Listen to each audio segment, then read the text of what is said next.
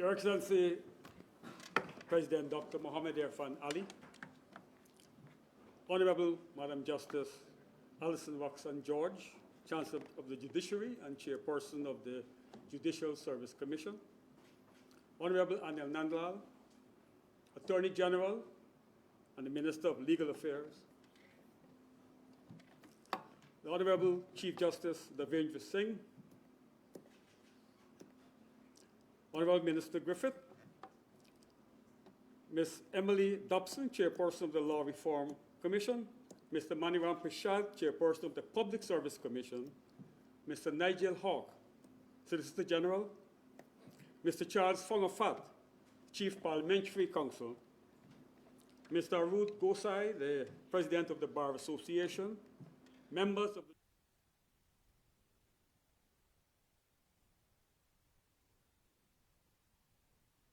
puisne judges, invited guests, members of the media, friends, good afternoon.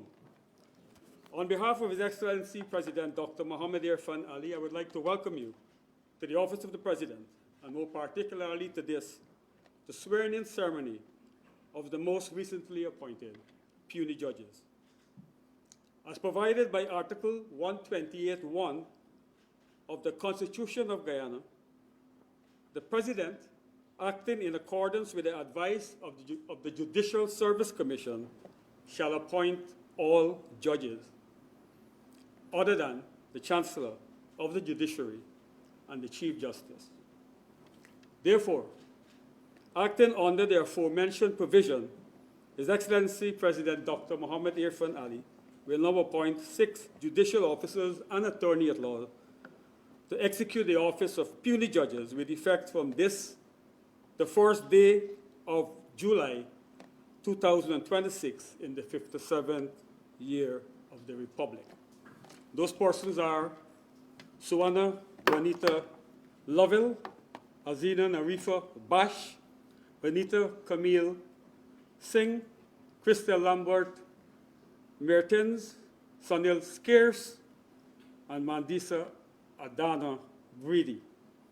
It should be noted that all persons qualified to preside over the courts of Guyana are required to exercise their functions independently of the control and direction of any other person or authority, and shall be free and independent from political, executive, and any other form of direction and control.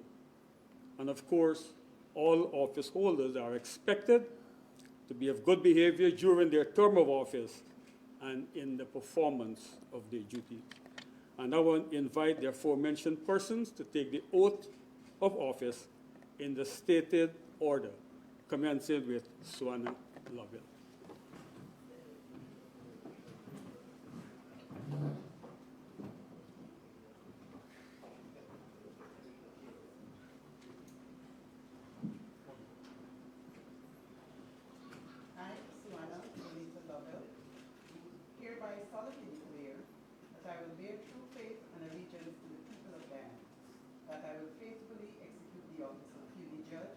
Without fear or favor, affection or ill will, and that in the execution of the functions of that office, I will honor, uphold, and preserve the Constitution of the Cooperative Republic of Guyana, and I do so swear. So help me God.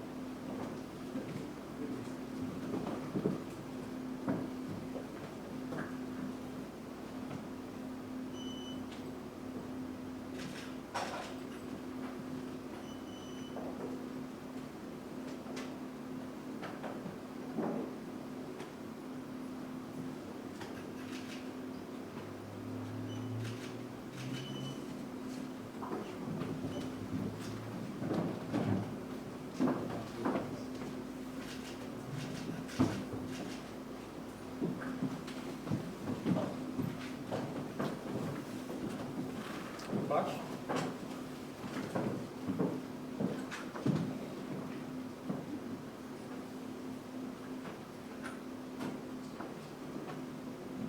I, Hazina Narifa Bash, do hereby solemnly declare that I will bear true faith and allegiance to the people of Guyana, that I will faithfully execute the office of puisne judge without fear or favor, affection or ill will, and that in the execution of the functions of that office, I will honor, uphold, and preserve the Constitution of the Cooperative Republic of Guyana.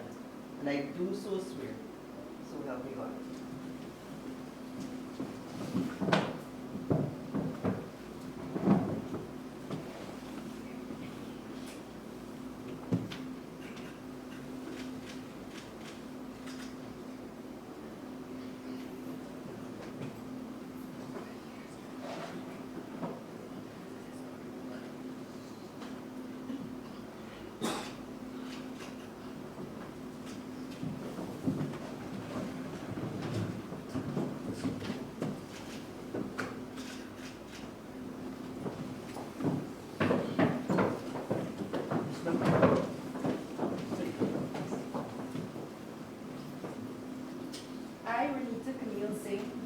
Hereby solemnly declare that I will bear true faith and allegiance to the people of Guyana, that I will faithfully execute the office of puisne judge without fear or favor, affection or ill will, and that in the execution of the functions of that office I will honor, uphold, and preserve the Constitution of the Cooperative Republic of Guyana, and I do so swear, so help me God.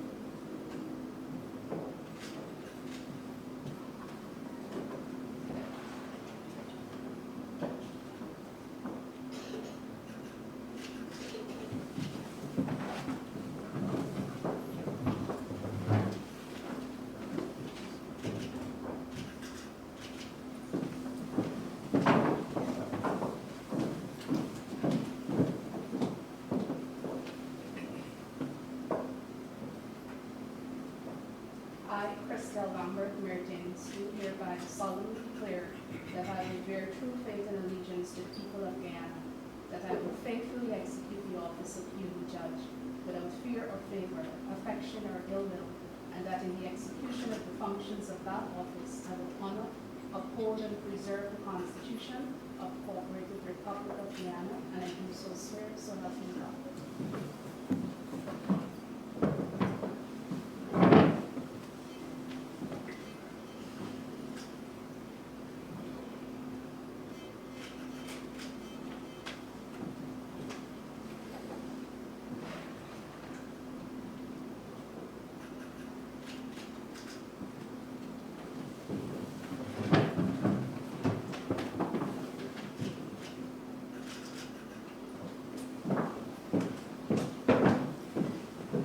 Spears.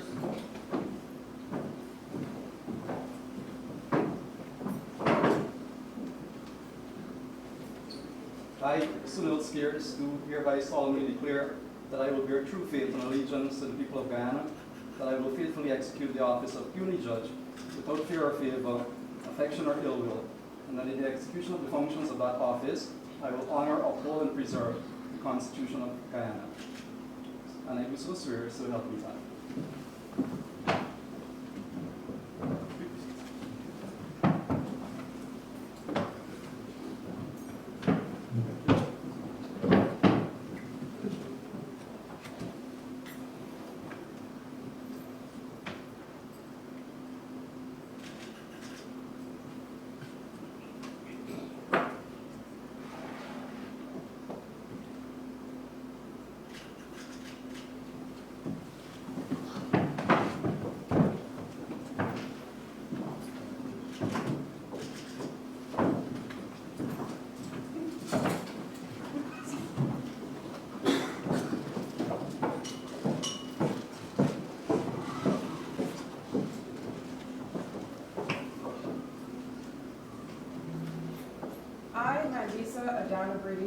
Do hereby solemnly declare that I will bear true faith and allegiance to the people of Guyana, that I will faithfully execute the office of puisne judge without fear or favor, affection or ill will, and that in the execution of the functions of that office I will honor, uphold, and preserve the Constitution of the Cooperative Republic of Guyana, and I do so swear, so help me God.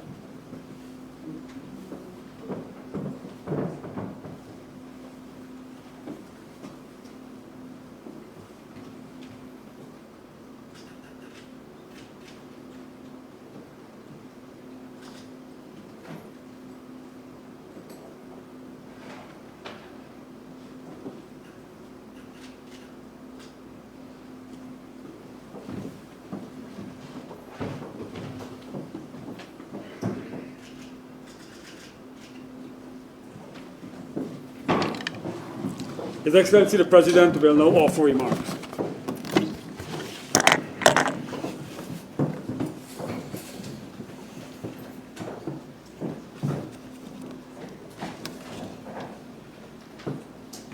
Chancellor,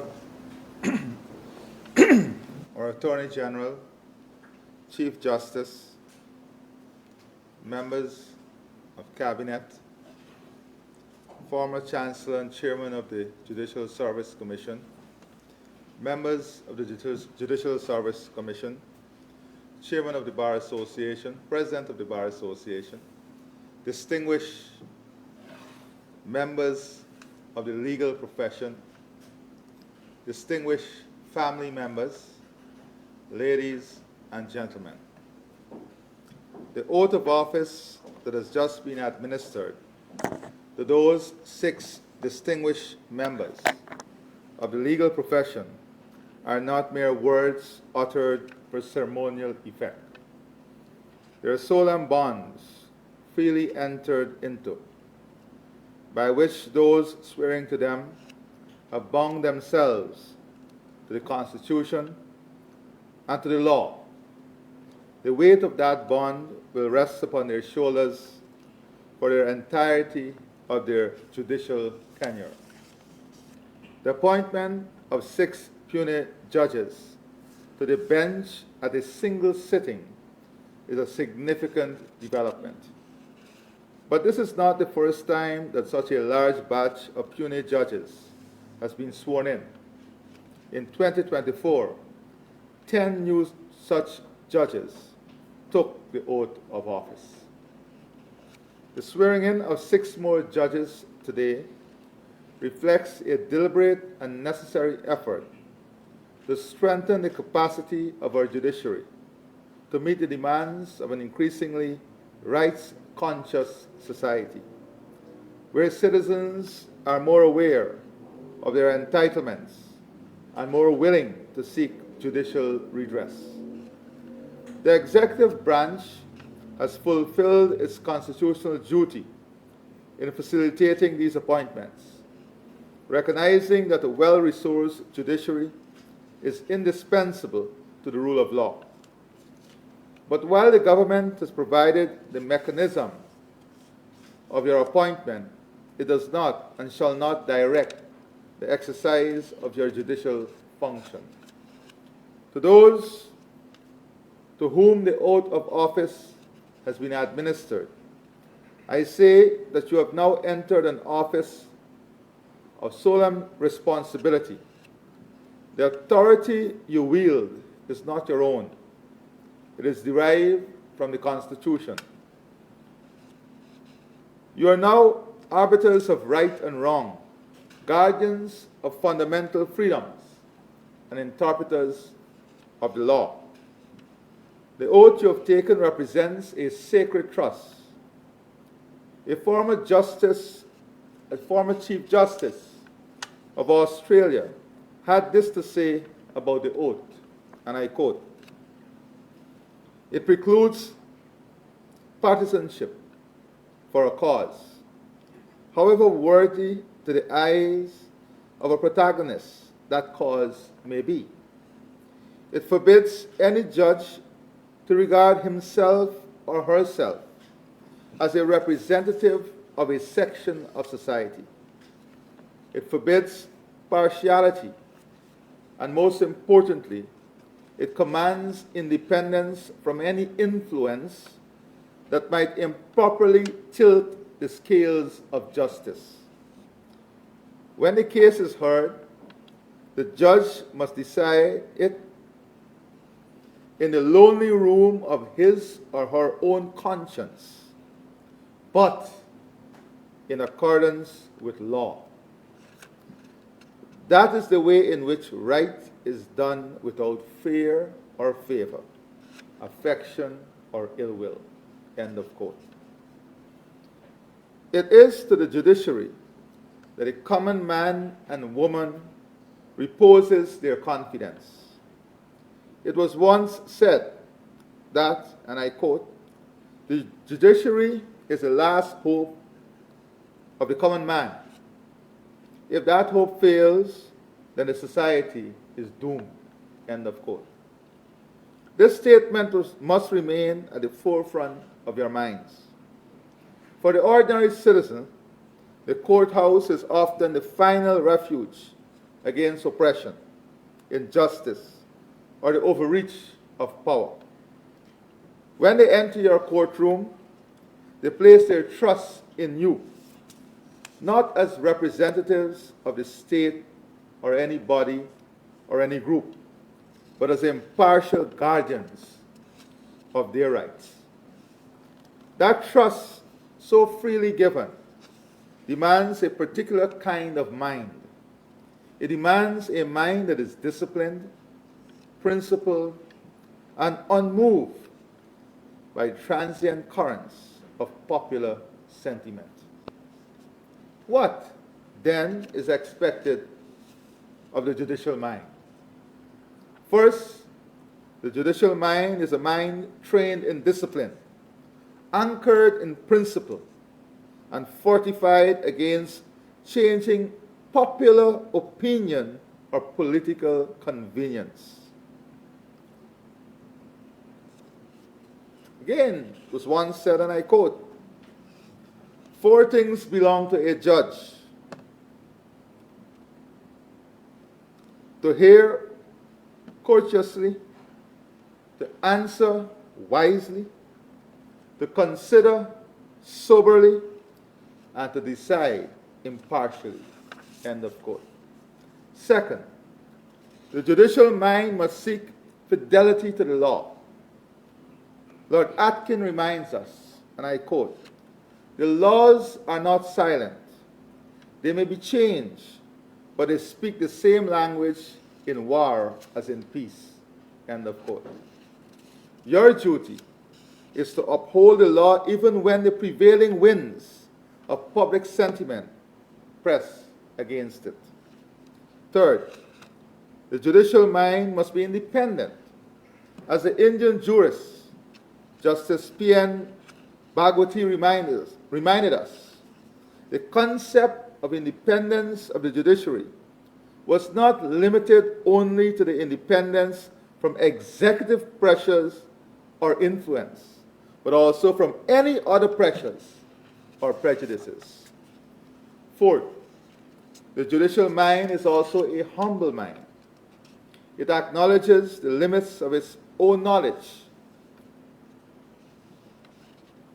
These attributes of the judicial mind, discipline, fidelity, independence, and humility, are not ends in themselves. They exist to serve a greater purpose: the delivery of justice to those who await it. And that delivery must be timely. For a mind that deliberates endlessly, however wisely, ultimately fails the citizen who stands before it. Courts around the world, as in Guyana, are burdened with significant backlogs. We have had tremendous improvements. At the same time, the public is weary of delays. Litigants are frustrated by years of waiting, and the credibility of the justice system is strained by the perception that justice is available only to those who can afford to wait. This is not a criticism of the judiciary, but recognition of the challenges that have accumulated over time. The addition of 6 new judges is a direct response to these challenges. However, the mere pressure of additional judicial officers, the mere presence of additional judicial officers does not by itself cure the ailment. It is what you do with the time and resources available to you that will determine whether this moment becomes a turning point. I need not remind anyone here that the right to a fair hearing includes the right to a hearing within a reasonable time. Undue delays in the disposition of proceedings can itself constitute a denial of justice. I therefore encourage you to approach your docket with a sense of urgency. The backlog will not vanish overnight, but every case you dispose of is a citizen who receives closure. Every judgment you deliver promptly restores confidence in the system. The public deserves satisfaction that their cause has been heard and their case has been determined in a timely manner. Your Honors, you now stand at the threshold of a noble calling. I remind you of the high calling you have accepted. When you ascend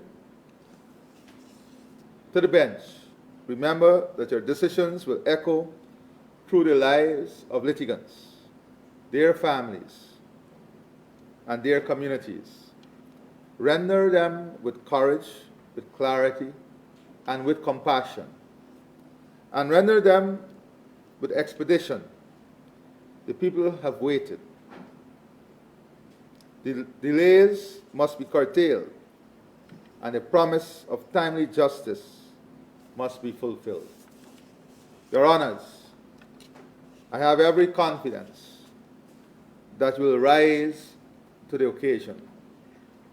May you find strength in the Constitution, wisdom in the law, and clarity in your conscience.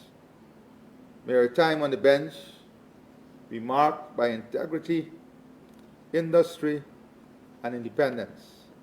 Congratulations, and may your tenure be illustrious. I thank all of you, and God bless you.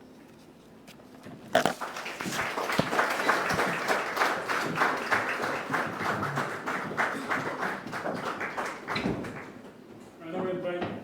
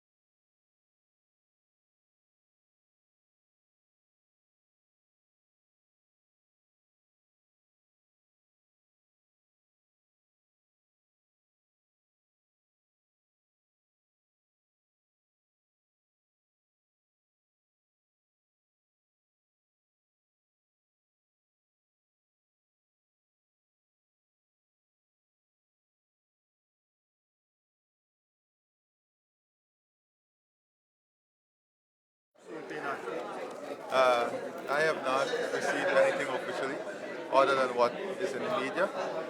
Um, I know the Minister of Finance has reached out, but our position is very clear. The Quarantine River Bridge is a bridge that is being discussed jointly as a joint project by the government of Guyana and the government of Suriname, and that is how it will be. But one may say, why not have a bridge without the possibility of any bridge? A bridge without the possibility No, of any why? bridge. Well, essentially, why not accede to the Surinamese position, whereby there will be a bridge, regardless of whether it be joint venture or not? Guyana is interested in being part of a project that covers two sovereign space in a joint manner. That has always been our position. There is no other position that is before me. There is no other official position that is before me.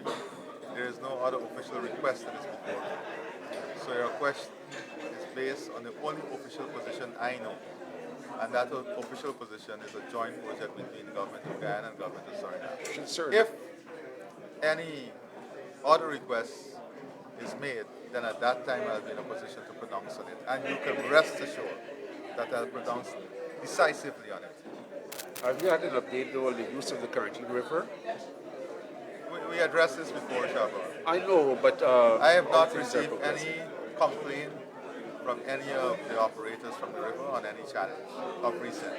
So they're not being I required to pay. I have not received any complaint of any challenge from the users of the river in recent time. And I've confirmed this also with the Ministry of Foreign Affairs. Okay. Mr. President, just asking on the Venezuela. Yeah, so as you're aware, the efforts continue. We are hoping to have that ship loaded by this weekend.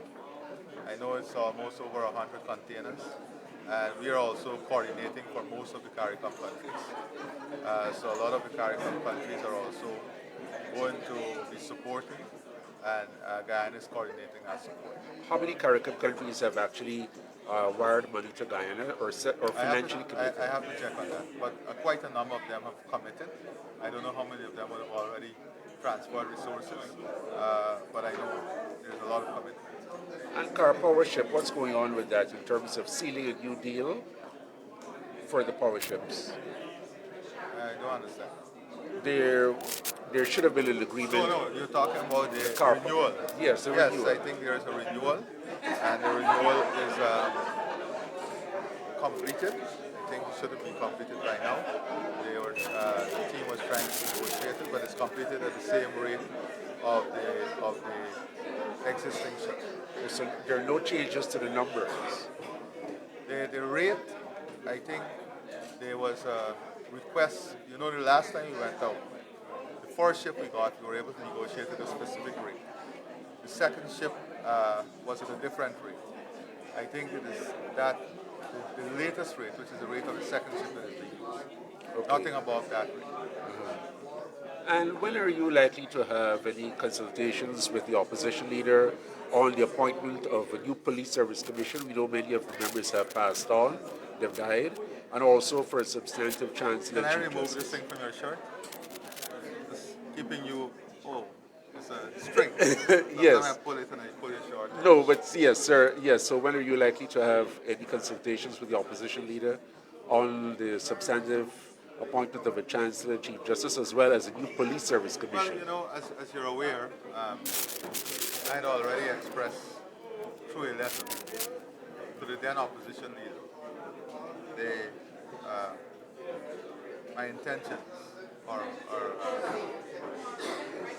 proposing the appointment of the chancellor and the chief justice, and that letter remains the position of the government. Would this be communicated to the new opposition leader? You know, government. You see, this is a gray area that we have to navigate carefully. The government continued after winning the elections. In the continuity of government, we have expressed or suggested based on the Constitution a recommendation in terms of the Chancellor and the Chief Justice. That recommendation has not changed. Right, but shouldn't you be communicating this to the new opposition leader, whoever he or she may be, That after recommendation the has election? not changed. And Police Service Commission? Well, the Police Service Commission, unfortunately, we had two members who passed away. The Appointments Committee of the Parliament has just been established, right? So definitely, wherever my role as president requires a constitutional function to be executed, as a president who strongly believes in democracy and the rule of law and governing in keeping with the Constitution, you can expect that I will uphold the requirements of the Constitution. Thank you. Thank you, Mr. President. Thank you most graciously, sir.